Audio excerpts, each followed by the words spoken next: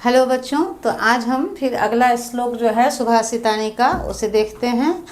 लुब्धस्य नश्यति यशः पिशुनस्य मैत्री नष्टक्रियस्य कुलमर्थ परस्य धर्मः विद्याफलं व्यसनिनः कृपणस्य सौख्यं राज्यं प्रमत्त सचिवस्य नराधिपस्य। क्या समझे आप कि क्या कहते हैं? बहुत ही सुंदर श्लोक है, इसे आप समझें। क्या कहते हैं? लुब्धस्य नश्यति यशः। क्या कहें कि लालची व्यक्ति, लुब्धस्य मतलब क्या होता है? लालची व्यक्ति। तो कहते हैं कि लालची व्यक्ति का क्या खत्म हो जाता है? यश। जो व्यक्ति लालची होते हैं उनका यश खत्म हो जाता है। और पिशुनस्य मैत्री, पिशुनस्य मतलब होता है चुगलखोर। जो व्यक्ति चुगलखोर होते हैं उनसे लोग मित्रता करना बंद कर देते हैं, तो चुगलखोर की मैत्री खत्म हो जाती है। और नष्टक्रियस्य कुलमर्थ परस्य धर्मः। और क्या कहते हैं कि अकर्मण्य व्यक्ति का वंश, जो आलसी व्यक्ति होते हैं उनका वंश खत्म हो जाता है। और धन के लोभी व्यक्ति का धर्म खत्म हो जाता है।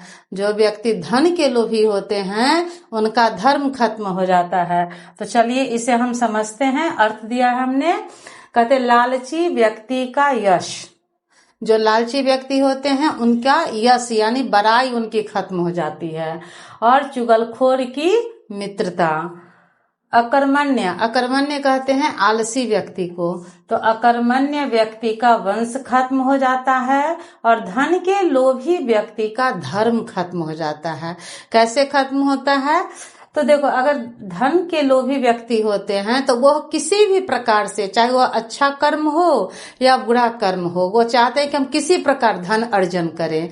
तो इस प्रकार उनका धर्म जो है वो नष्ट हो जाता है। अधर्म तरफ से भी लेकर आते हैं धन। आगे कहते कि बुरी लत वाले व्यक्ति की विद्या फलम व्यसनिना। व्यसना मतलब होता है बुरी लत वाले, जिनकी आदत बुरी हो, वैसे व्यक्ति की विद्या नष्ट हो जाती है। और आगे कहते हैं कृपणस्य, कृपण मतलब होता है कंजूस, कृपणस्य सौख्यम, कंजूस का सुख। जो कंजूस व्यक्ति होते हैं वो चाहते हैं कि हम किसी भी प्रकार अपना धन बचा कर रखें। वो सुख की चिंता नहीं करते हैं, वो अपने धन की चिंता करते हैं। तो इस प्रकार कहा जाता है कि कंजूस का सुख और आलसी मंत्रियों वाले राजा का राज्य नष्ट हो जाता है। यानी जिस राजा का, क्या कहते हैं, राज्यम प्रमत्त सचिवस्य नराधिपस्य, जिस राजा का मंत्री जो होगा वह, अगर वह क्या हो गया, राजा आलसी हो गया, जिस राजा का मंत्री अगर आलसी हो गया तो उसके राज्य का विनाश हो जाता है, नष्ट हो जाता है। तो यह बहुत ही सुंदर श्लोक था। अगला श्लोक है कि पीत्वा रसम तु कटुकम मधुरम समानम माधुर्यमेव जनयेन मधुमक्षिकासौ संतस्तथैव समसज्जन दुर्जनानां श्रुत्वा वचः मधुर शुक्त रसम सृजन्ति। बहुत ही सुंदर श्लोक है बच्चों, इसे आप ध्यान से समझें और कोशिश करें कि अपने जीवन में भी इसको उतारें। क्या कहते हैं कि पित्वा रसम, पित्वा मतलब होता है पी कर, कहते पित्वा रसम तु कटुकम मधुरम समानम मधुमक्षिका माधुर्यमेव जनयेन मधुमक्षिकासो। देखिए, मधुमक्षिकासो मतलब क्या हुआ? मधुमक्खी। मधुमक्खी जो है वो क्या करती है? मीठा रस भी पीती है। पित्वा, पित्वा मतलब पीकर, रसम तो कटुकम, कटुकम मीन्स कड़ा, तीखा, कड़वा। कहते कि मधुमक्षिका जो होती है, मधुमक्खी जो होती है, वह मधुर रस भी पीती है और कड़ा रस भी पीती है, कटुक रस भी पीती है, तीता रस भी पीती है। समानम, समान रूप से पी लेती है। लेकिन माधुर्यमेव जनयेन मधुमक्षिकासौ, लेकिन वह बदले में हमें क्या देती है? मीठा रस देती है, यानी शहद देती है।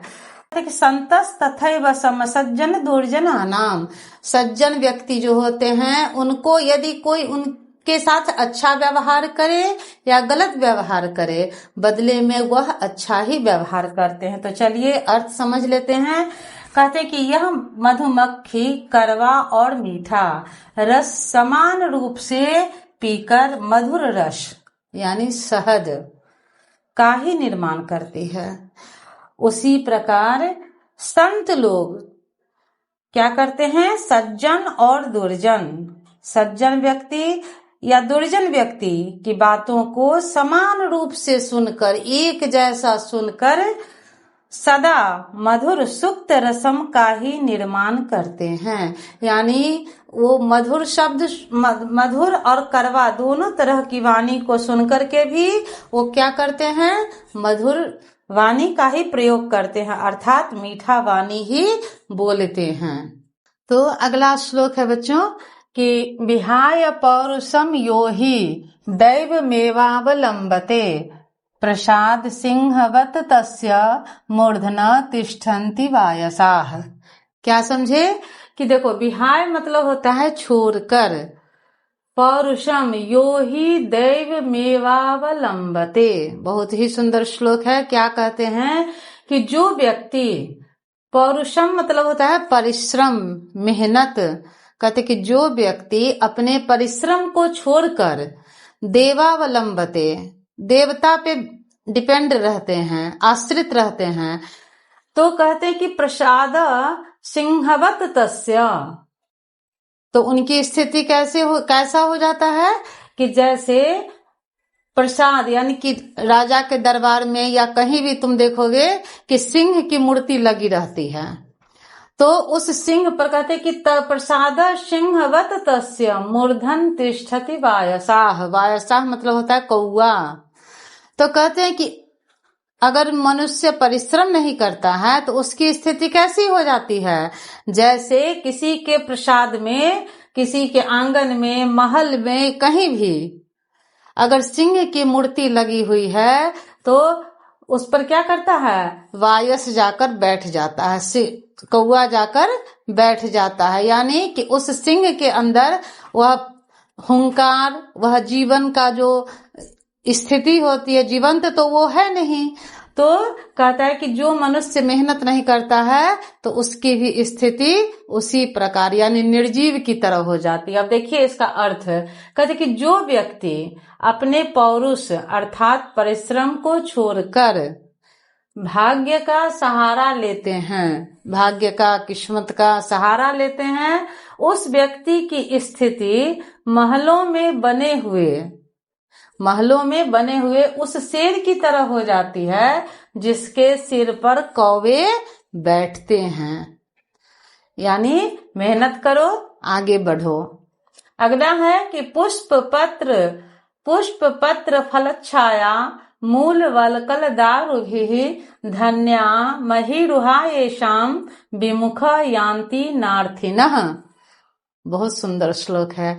क्या कहते हैं, वृक्ष के बारे में कहा गया है कि वृक्ष जो है हमें क्या क्या देती है, पुष्प, फल, पत्र और छाया। और क्या देता है, तो वलकल, पहले जमाने में वस्त्र भी देते थे, वृक्ष से ही साधु संत लोग जो हैं वस्त्र धारण करते थे, आज भी बनता ही है। तो चलिए क्या कहते हैं कि धन्याः महीरुहा येषाम विमुख यान्ति नार्थिनः। कहते धन्य हैं ऐसे वृक्ष जो अपने पास जो भी आते हैं, जिस इच्छा से आते हैं, उसको कभी खाली हाथ वृक्ष जाने नहीं देता है। देखिए अर्थ समझिए इसका। क्या कहते हैं कि फूल, पत्र, फल, छाया, जड़, छाल, लकड़ी आदि से युक्त भरा हुआ पेड़ धन्य है, जिसके कारण याचक मतलब होता है मांगने वाला, कभी भी उससे विमुख अर्थात निराश होकर नहीं जाता है। अगर आप वृक्ष के पास किसी भी आशा से जाते हैं तो वृक्ष जो है आपकी आशा पूर्ण करता है, अर्थात पेड़ों के पास दान करने के लिए बहुत कुछ है। वे अपने पास आने वाले व्यक्ति को कभी भी खाली हाथ नहीं लौटाते हैं। आगे कहते कि चिंतनीया हि विपदाम अदावेव प्रतिक्रिया न कूप खननम युक्तम प्रदीप्ते वहिनाम गृहे। आप लोग भी समझिए इस चीज को, ऐसे ही सुभाषित है तो यह हमारे जीवन में भी उपयोग होने के लिए ये सब श्लोक आ रहा है। क्या कहते, चिंतनीया ही विपदाम, विपत्ति आ जाने पर चिंता नहीं करना चाहिए। अदावेव प्रतिक्रिया, जब सिर पे विपत्ति आ जाती है उस टाइम यदि हम प्रतिक्रिया, उस विपत्ति से लड़ने के लिए यदि दौड़ेंगे तो वह संभव नहीं है। कहते न कूप खननम युक्तम प्रदीप्ते वहिनाम गृहे, जब घर में आग लग जाएगी, गृहे वहिना में सोचिए अग्नि, जब घर में आग लग जाएगी तो उस टाइम यदि आप कूप खनन करने जाएंगे, कुआं को खोदने जाएंगे, तो क्या आपके घर की आग शांत होगी? नहीं न होगी। तो इसलिए हमें पूर्व में ही तैयारी करनी चाहिए किसी भी चीज के लिए, हर परिस्थिति के लिए इंसान को पहले से तैयार रहना चाहिए। चलिए इसका अर्थ देखते हैं कि मुसीबत आने से पहले ही उसका समाधान ढूंढ लेना चाहिए। मुसीबत आने के बाद उसका समाधान ढूंढना उसी प्रकार अनुचित है, गलत है, जैसे घर में आग लगने के बाद कुआं खोदना। तो बच्चों इस प्रकार आपका सुभाषितानी का सारा श्लोक हो गया। तो आपको यह कैसा लगा यह हमें बताएं और कमेंट जरूर करें। आप लोग इसी प्रकार बने रहें, खूब पढ़ें, खूब बढ़ें, क्योंकि आप ही मेरे भारत के भविष्य हैं।